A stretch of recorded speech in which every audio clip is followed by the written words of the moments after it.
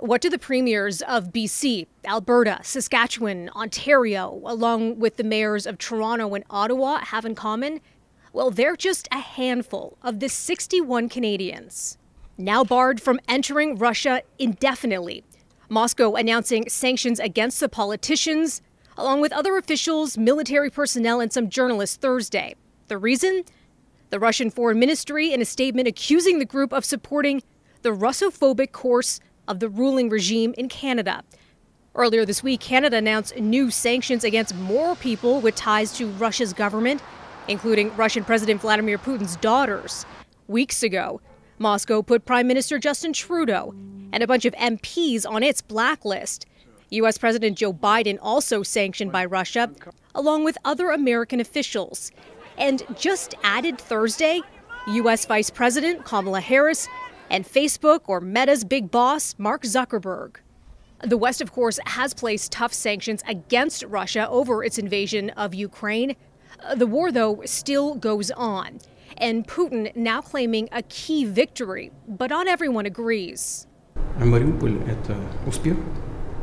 Describing the push into Mariupol as a success, Putin declared the Ukrainian city liberated after the biggest battle of the nearly 2-month-long offensive.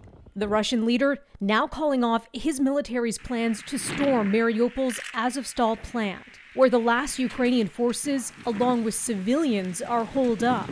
Instead, he's ordering troops to seal off the site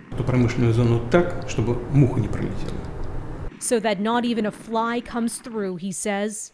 The massive complex in the city that suffered weeks of shelling has a footprint of about 11,000 square kilometers. It's made up of sprawling buildings and underground bunkers and tunnels, said to have sheltered Ukrainians during previous conflicts.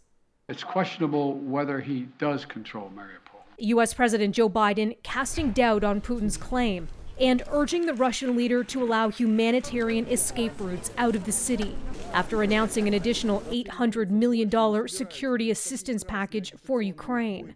There is no evidence yet that Mariupol is completely fallen. The Ukrainian president says some 120,000 people are still trapped in Mariupol. Just a small convoy able to escape Wednesday. The city's mayor says an evacuation planned for Thursday had to be scrapped because it wasn't safe. And it's believed these new satellite images from Maxar Technologies show scores of freshly dug graves near Mariupol. Melissa Duggan, City News.